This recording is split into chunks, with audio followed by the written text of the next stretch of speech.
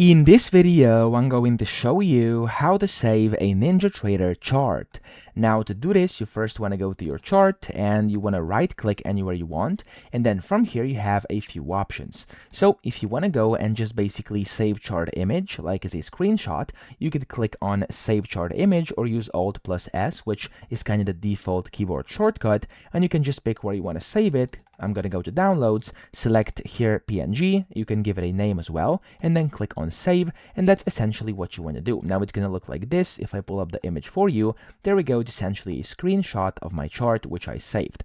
That's the first way to do this. But of course, here you have some other options as well. You could also go and kind of use the print or share or whatever. But actually, if you want to just save everything on the chart, so things like setup, indicators, stuff like that, just right click it, go to templates, and then here click on save as. When you click on save as, you'll be able to name it whatever you want. So I'm actually going to name this one basic chart, and I'm going to hit the save button.